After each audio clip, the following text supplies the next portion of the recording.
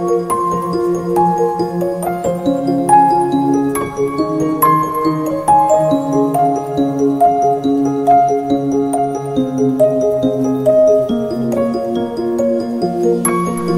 bulan sang Mayo, kinakabig nga bulan sang debosyon sa mahal nga Birhen Maria, ang pinakamatahom nga bulak sa bug-os nga mga kabulakan.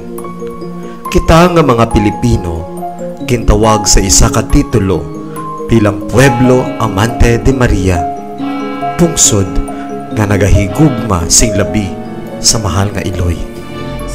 Sa aton pagpadayon sang tradisyon kag debosyon sang Flores de Maria, ginadala naton ang aton tagsa-tagsa ka mga pagpangamuyo sa tiilan sang mahal nga Iloy. Bit-bit ang tagsa-tagsa ka mga kabulakan nga nagalarawan sa isa ka madalom nga debosyon nga indi matupungan sa ordinaryo nga pagpahangop sa nagligad na nga mga henerasyon.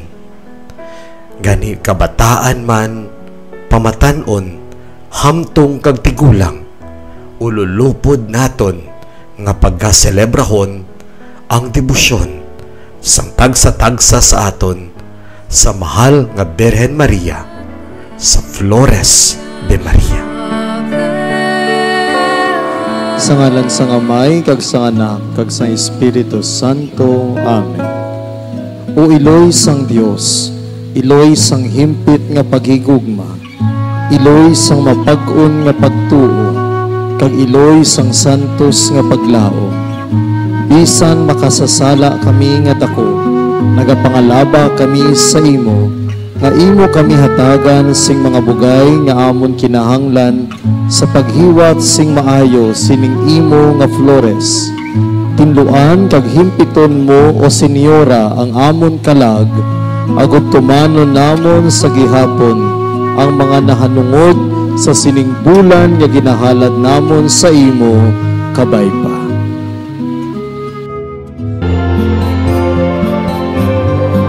Litania sang mahal nga Birhen.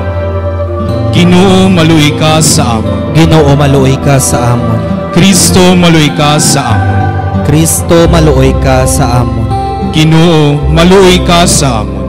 Ginoo maluoy ka sa amon. Kristo dungga kami. Kristo dungga kami. Kristo pamatii kami. Kristo pamatii kami. Dios nga Amay sa kalangitan, maluoy ka sa amon. Dios nga Anak, manunubos sang kalibutan, maluoy ka sa amon. Dios nga Espiritu Santo, maluoy ka sa amon.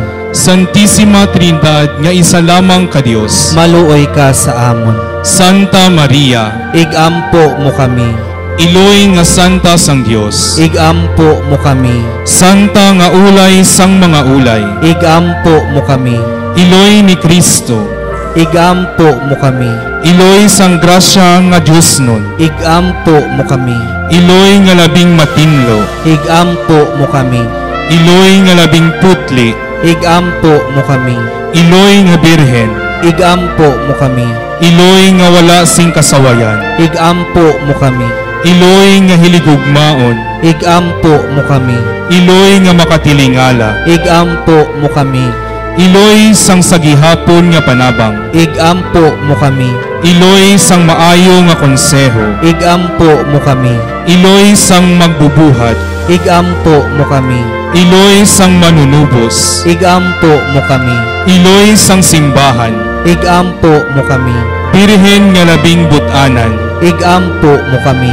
Birhen nga talahuron, igampo mo kami. Birhen nga takos bansagon, igampo mo kami. Birhen nga gamhanan, igampo mo kami. Birhen nga mahinuklugon, igampo mo kami. Birhen nga salarigan, igampo mo kami. Salamin sang katarungan, igampo mo kami. Lingkuran sang kaalam, igampo mo kami. Kabangdanan sang amon kalipay, igampo mo kami. Suludlan nga espirituhanan, Igampo mo kami. suludlan nga takos sang kadungganan, Igampo mo kami. suludlan sang dungganon nga debosyon, Igampo mo kami. Rosa Mystica, Igampo mo kami. Tore ni David, Igampo mo kami. Tore nga Tiposo, Igampo mo kami. Balay nga Bulawan, Igampo mo kami. Arka sang Kaligunan, Igampo mo kami. Ganhaan sang Langit, Igampo mo kami. Bituon sang Kabugwason, Igampo mo kami. Ikaayo sa mga masakit, Igampo mo kami. Dalangpan sa mga makasasala, Igampo mo kami. Manuglipay sa mga nalisdan, Igampo mo kami. Mananabang sa mga Kristiyanos, Igampo mo kami. Reyna sa mga Angheles, Igampo mo kami. Reyna sa mga Patriarkas, Igampo mo kami. Reyna sa mga Propetas, Igampo mo kami. Reyna sa mga Apostoles, Igampo mo kami. Reyna sa mga Martires, Igampo mo kami. Reyna sa mga Confesores, Igampo mo kami. Reyna sa mga Birhenes, Igampo mo kami. Reyna sang tanan nga mga santos, Igampo mo kami. Reyna nga panamkon nga wala mahilabti sang sala nga panublion, Igampo mo kami. Reyna nga gindala sa langit, Igampo mo kami. Reyna sang santos nga tuod nga rosaryo, Igampo mo kami. Reyna sang paghidain, Igampo mo kami. Kordero sang Dios nga nagawala sa mga sala sang kalibutan, Patawara kami, Ginoo. Kordero sang Dios nga nagawala sa mga sala sang kalibutan, Pamatii kami, Ginoo. Kordero sang Dios nga nagawala sa mga sala sang kalibutan, Maluoy ka sa amon. igampo mo kami, o santa nga iloy sang Dios. Agod mangintakos kami sa mga pinanaad ni Kristo. Pangamuyo, o Dios, tungod sang kabuhi, kasakit, kamatayon kag pagkabanhaw sang imo bugtong nga anak, ginago mo para sa amon ang dulot sang kabuhi nga walay katapusan. Nagaampo kami, kabay nga ihatag mo sa amon, nga nagapamalandong kag nagapangamuyo sining mga misteryo sang Santos nga Santo Rosario ni Santa Maria Birhen, nga amon masunod ang iya ginatudlo kag mabaton ang iya ginapanaad, paagi kay Kristo nga amon Ginoo. Amen. Kabay ang bulig nga Dios nun magpabilin unta sa aton. Amen. Kabay ang mga kalag sang tanan nga mga tumuluo nga nagtaliwan tungod sa kaluoy sang Dios magpahuway sa pagidait nga dayon. Amen. Kabay ang bendisyon sa makagagahom nga Dios, Amay, Anak kag Espiritu Santo magpanaog ka magpabilin unta sa aton sa gihapon. Amen.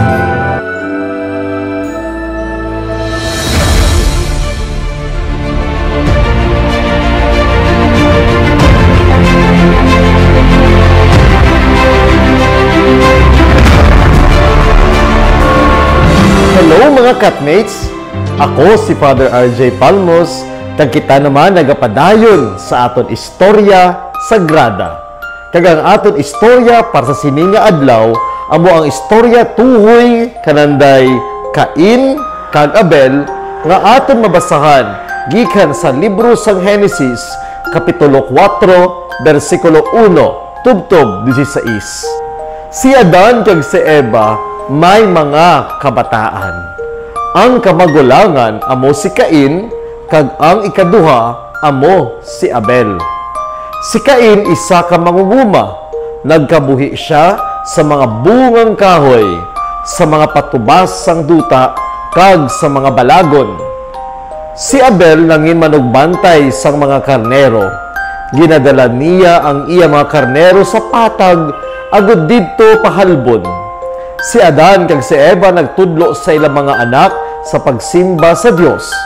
Ini sila ginhimo pagi sa pagbalik sa iya sa iban niya nga mga gindulot sa ila. Ang amo nga mga halad ginatawag nga sakripisyo. Sang wala madugay si Cain nagkuha sa isa ka bahin sang iya patubas kag ginhalad ini sa Ginoo. Dayon si Abel nagdala sang panganay sang iya mga hayop. Ginihaw niya ini kay ang pinakamaayo nga bahin, ginhatag niya subong halad sa Dios.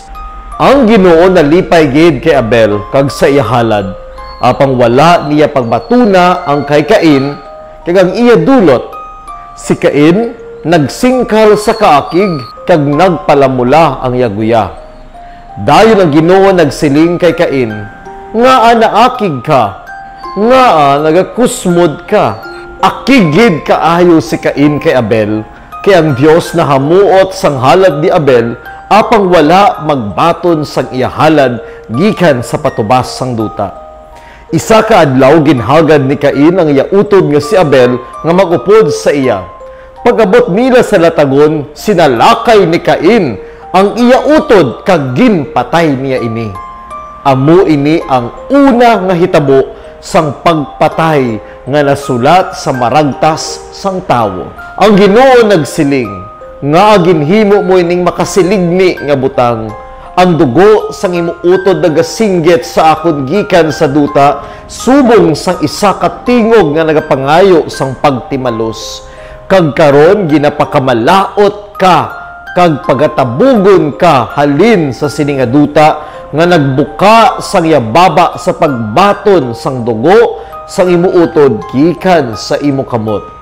Dayon si Cain nagsiling sa Dios, "Tama ka bugat ining silot, karon gintabog mo ako halin sa sini nga duta, kag halin sa imo atubangan.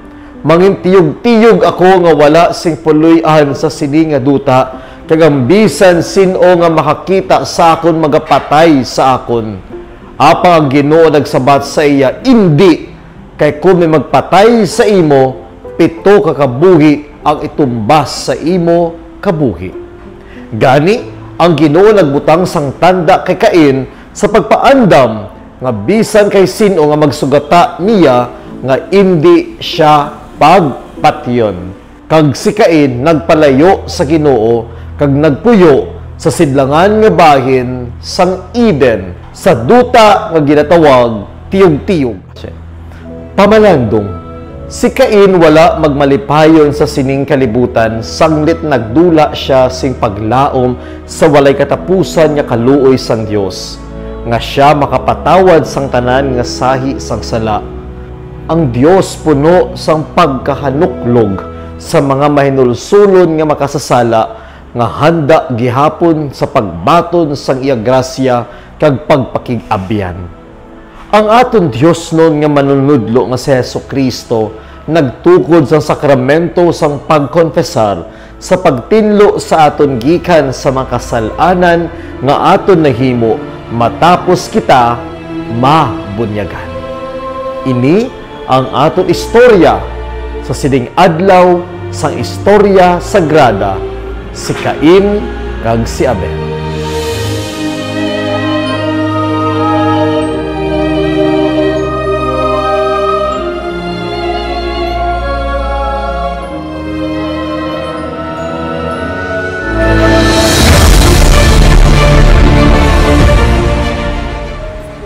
Balasahon gikan sa Ebanghelyo ni Lucas.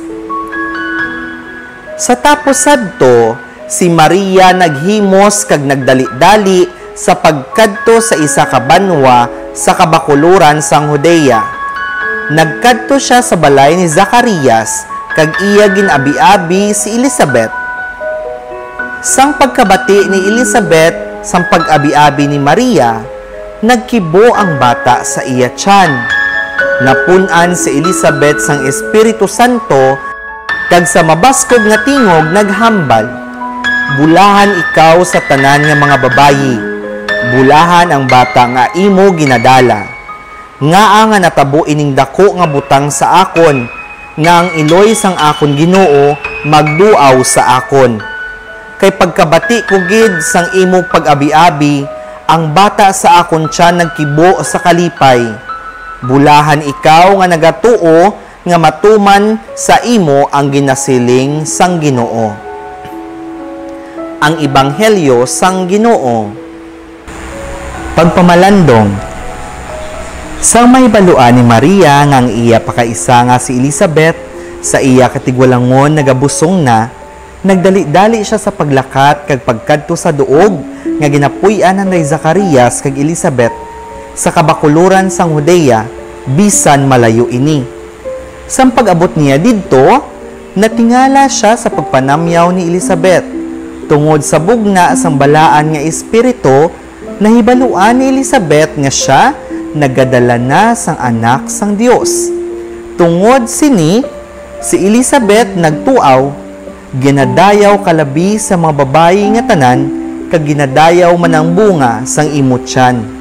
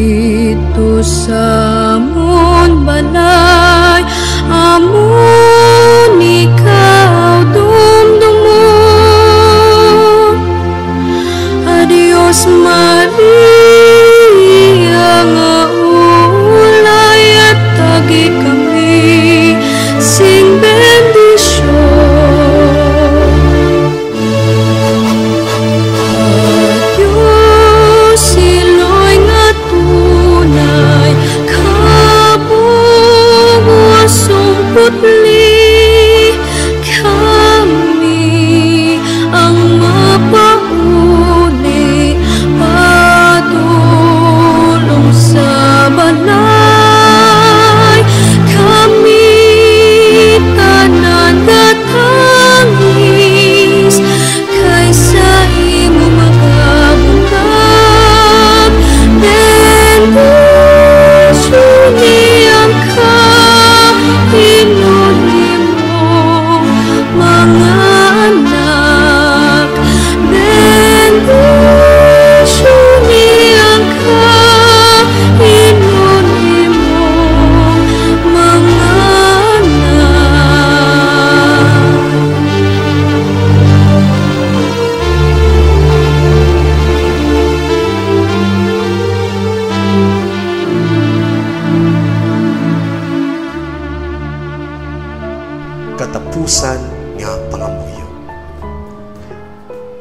O langit nun nga amay sa amon paghalad sa imo, sang sining adlaw sang Flores de Maria. Itugot nga amon man mailog ang mga panimuot sang mahal nga iloy sang Dios. Itugot man nga sa amon tagsa-tagsa kapag pangginawi kag pamatasan, kami man mangin matahom nga mga bulak para sa iban nga katawan. Ginapangayo namon dinhi sa imo, pagi kay Kristo nga amon Ginoo. Amen. Sa ngalan sang Amay, kag sang Anak, kag sang Espiritu Santo. Amen.